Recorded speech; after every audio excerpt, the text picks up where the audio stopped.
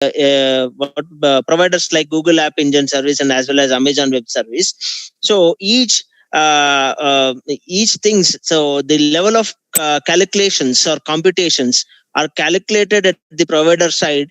Each different cloud service uses its own mechanisms or its own its own parameters to provide to check out that to check out or to verify the quality of service which they are providing. Suppose, for example, Google App Engine is providing a different sort of services, so it automatically, in order to check the cloud scalability part, it automatically scales in response to the load increases and decreases. That's why we people, many number of people are nowadays. So now every the next person sitting to you is using the Google services. So that means many number of services have to be used. So automatically the inner depth part of this Google App Engine has been developed in such a way that, so where the more number of requests are generated, so that will be tracked. Based on that tracking methodology, then the load might be increased for that. That means more number of servers or mirrored images or mirrored servers will be attached to that. So as a result of that, the services will be provided in a smoother way. Okay, so and the users are charged when you use as a part of this Google App Engine, are charged by the cycles used. So that is what the charges which in terms of Google App Engine. And when you take out the Amazon Web Service, it charges by the hour of number of VM instances used or virtual machine instances used if the machine is idle. So that means, so Amazon Web Services are dependent upon the number of machines used, and based on that, if the machine is ideal or the how many number of instances are used, and the charges are completely dependent upon the hours of usage. So each cloud vendor or the cloud service which is provided, it all has its own mechanism, like just what we have seen with the Google App Engine or Amazon Web Service, etc. Based on this one, the number of computations are calculated, and based on the load, the capacity might be increased, and based on these things, whether in terms of cycles or in terms of machines used, instances used, the charges will be laid across the user to the user.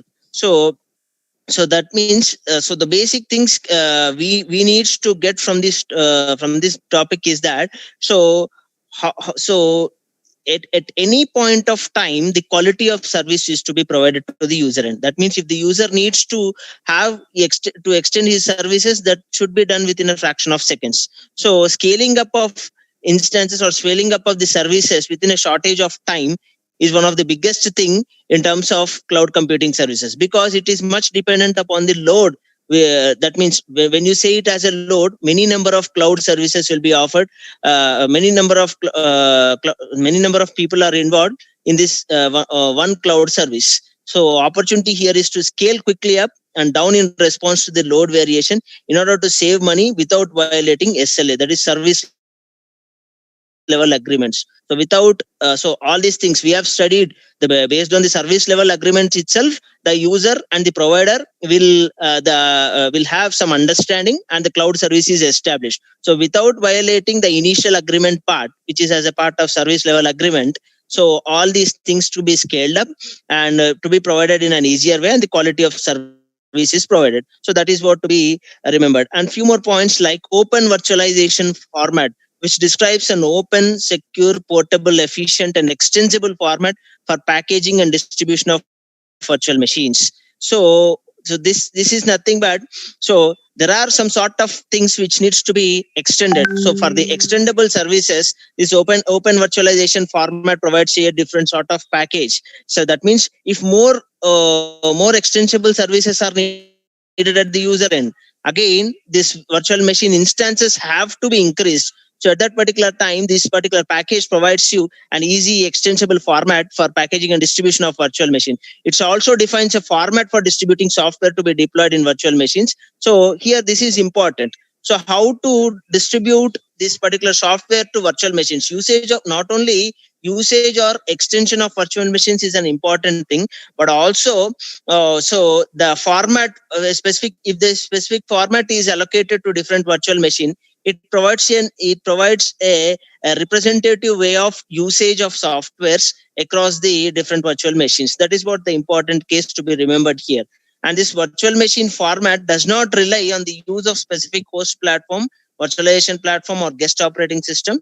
So it might be of different things. So it is not dependent upon different platforms. It is completely dependent upon the service level agreements that is taken. So based on that, the negotiations will be done and the representations will be given at the virtual machines end. And this approach, one second, someone is showing. Right. Yes, I have added. Okay, fine. So this approach is to address the virtual platform agnostic package with certification and integrity of packaged software.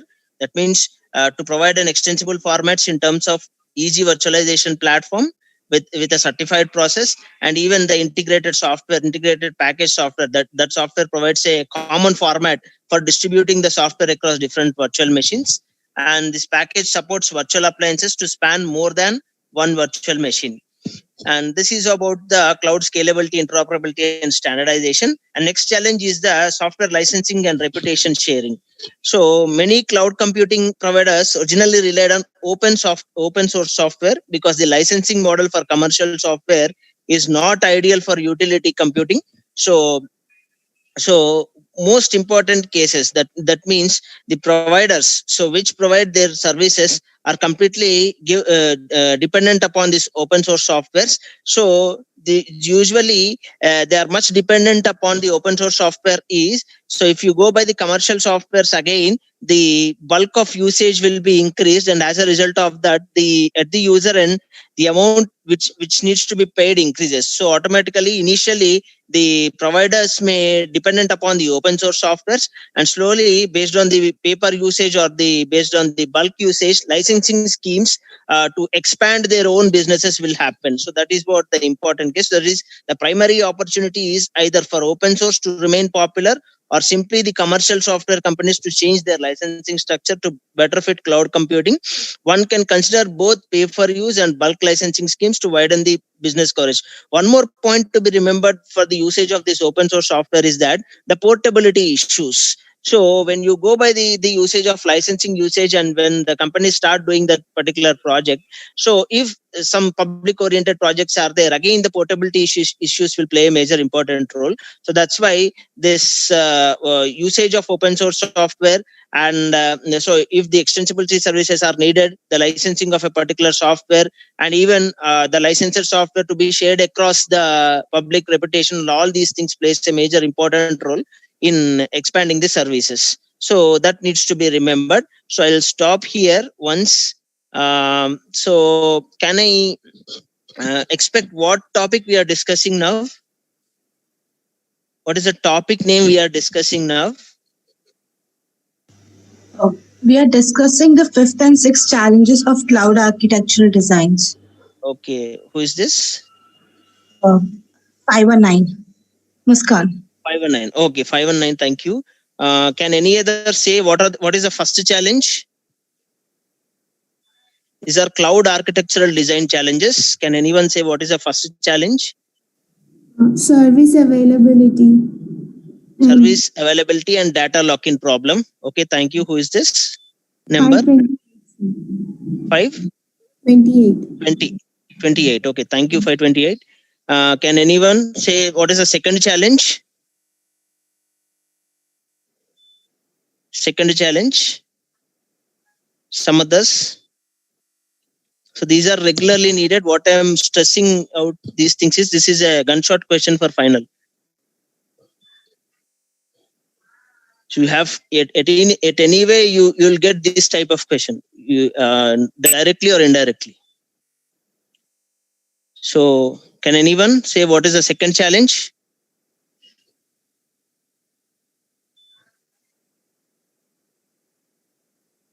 Five and 6. 17, 5 and 6. Someone answered in the chat, sir.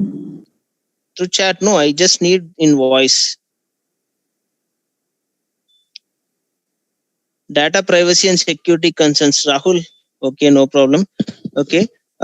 Please answer through call so that everyone could listen. So first challenge is service availability and data lock-in problem. Okay. Second challenge is data privacy and security concerns. What is challenge 3? Can anyone? Challenge 3. Unpredictable performance and bottlenecks.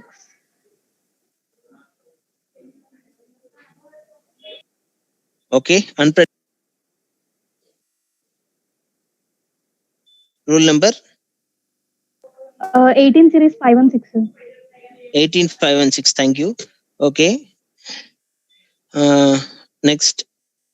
17, 548. Yes, sir. Challenge 4.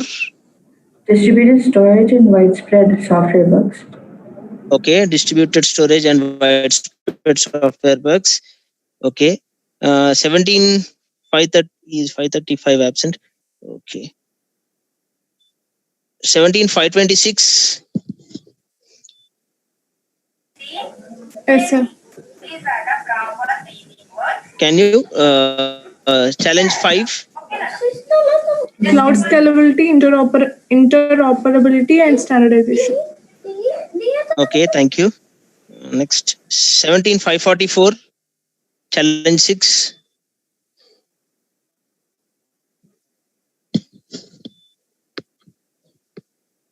It's not there. Don't know, sir. Okay, fine. Thank you. 15, 562. 15, 562. 15, 562.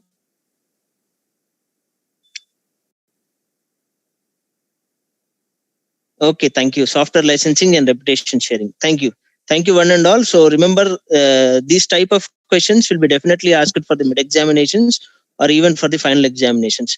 Knowingly or unknowingly, you can include when some issues related to cloud computing are posed as a part of question. Okay, so you can include these challenges as a part of cloud computing question also, or else directly it might be asked. So that means 100% you'll write this question. Okay, so remember this. So next topic is about public clouds and service offerings. Okay, so cloud computing services. So like what we discussed initially, infrastructure as a service, platform as a service, and software as a service.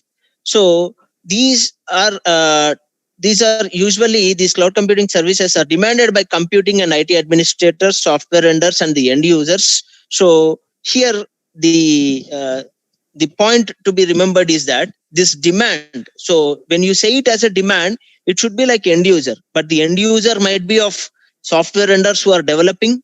Okay, some might be administrators who are developing something. So like this, so it is completely on the usage of demand. You can see this particular figure where individual users, application provider, cloud platform provider, cloud service provider, all these things will be developed. So at the top level, individual users and organizational users demand very different services. So that means it is all dependent upon the individual. Whatever the services he is required, he'll have certain kinds of a demand, and he will have his SLA with the provider. Okay, and the application providers at the SaaS levels are mainly the individual users. So software as a service, to provide as a part of whatever the service that is required as a part of software. Suppose only a particular software is to be provided, that will be provided. So okay, so that is the application provider state. And when you say it as when you say it as a part of IaaS or PaaS, so most business organizations will provide you. That means it is completely dependent upon the infrastructure as a service, as a platform as a service. So you people have very well, you have already submitted your first assignment at the part. You can just take out your pizza example here. So whatever that is needed at the application level, only the things are complete things will be provided, ingredients will be provided, and you'll be just making out whatever the required things that are there. But when you say it as a part of infrastructure or as a platform, infrastructure, that means entire things have to be provided in order to make out in order to make that particular pizza. And to provide a particular platform, all the things will be ready. Just you need to use it and you need to develop such a kind of things, whatever the PISA requirement is at. So here, the platform as a service and software as a service somewhere else will be interrelated. But when in the part of your platform as a service, suppose if certain kinds of a platform for a PISA service is provided, you can also make some other application or develop in that also. But when you say it as a software as a service, only that PISA service needs to be provided. So specifically, the providers are dependent in software as a service, and in a platform as a service that will provide you a platform. You can make out few other things also, and infrastructure, complete infrastructure requirements, that is to give up machines, to give up storage and all the other things. So that all needs to be remembered. So infrastructure as a service provide compute, compute, storage and communication resources to both application and organizational users. And the cloud environment is defined by the PaaS, that is platform as a service. So platform providers support both infrastructure services and organizational users also directly. So these are all the different things. That means public clouds and their service offerings. So what kind of a service they are exactly offering, whether if you say it as a part of your software as a service, whether you say it as a part of your infrastructure as a service, whether you say it as a part of a platform as a service. So what exactly the services are offered. So that, and what are the public cloud activities that needs to be remembered. So individual users can demand any sort of things. Application providers can serve mainly whatever the requirement that is there by individual users, and business organizations will be serviced by this IaaS and PaaS providers. So these are all the different things to be remembered. And few other points like these cloud services rely on new advances in machine virtualization and service-oriented architecture and grid infrastructure management and power efficiency. You people have also studied about these things part, service-oriented architecture. So based on the requirement of the services or the web services part, what are the protocols to be used and how that needs to be used. That should also be, those are all these things dependent, that means these cloud services dependent on these things. So machine virtualization or SOA or grid infrastructure or power efficiency. So consumers purchase services in the form of IaaS, PaaS and SaaS. The repeated points are again mentioned here. So the cloud industry leverages the growing demand by many enterprises and business users to outsource their computing storage jobs. The provider services charges are often much lower than the cost for the users to replace their absolute servers frequently. So at the user end, always the requirement things at the user end will be much lower when compared with the actual cost or amount laid by the organizations. And table 5, whatever these table 4.5, this summarizes about the profiles of 5 major cloud providers. It is according to the statistics of 2010.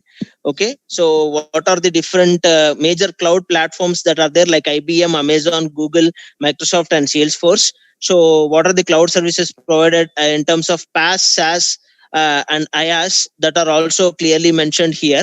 And the virtualization machines, whatever that are used, and even the service offerings are also mentioned here. Like one of the service offering is simple database. That means, or a big table or a map reduce.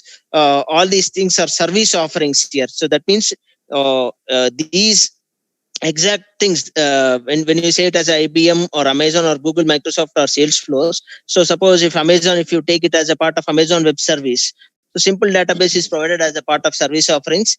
And apart from these, what are the security features they contain? One of the most important thing in this particular cloud services is that, so to give out the trust to the user end. So what they are using, that is public key PKI. So when you take it as an Amazon, public key interfacing and virtual private networks and several other things. And even for the Google Chubby locks for the security enforcement. There are few advanced things are also there as a part of these things, and user and specifically user interface. So how the user interface is maintained. So what are the portals that are maintained and how they are interacted, and web APIs used, and programming support. So what sort of programming support is provided at the cloud service, and how they are programmed by using which sort of things they are providing. So all these things have been mentioned here. So these are all the 5 major cloud platforms and their service offerings. You can also take this table for your example purpose to answer any sort of cloud computing question. Okay, this also stands out. Suppose if you are asked to write about the cloud service models. that means either IaaS or PaaS or service offerings. You can write the few theoretical things related to PaaS, IaaS, and SaaS, and you can go on expansion of any sort of this IBM or Amazon or Google App Engine or whatever it is. You can take any cloud service and you can expand it. So what exactly Amazon Web Services provides? What is the virtualization machines that are used? What are the service offerings that will provide? What are the security features that will provide? You can explain with an example. That this is also one of the most important table for your understanding purpose and even for your examination purpose. And nextly, we slowly move on to the topic of Google App Engine. Slowly, after 10 minutes, the class will be ended. After ending and after 10 to 15 minutes, I'll start again as per the request of you students. Right. So the Google App Engine. So directly or indirectly, we are using to this particular Google App Engine. We are much dependent upon many. I think 90% of your class people or 90% of all over the smartphones all over the world are using Android smartphones. Of course, many other 10% iOS and different other operating system mobiles are also used, but majority of the usage is on Android. So when you say it as an Android operating system, so if in order to use the Android offering services, again, that is much dependent upon this, what we call this Google App Engine. You people are slowly initiating that means you are registering to, you are directly syncing your Gmail IDs to this Android Play Stores or the usage of Android activities, and directly you are using all these services, even your mail IDs like Gmail.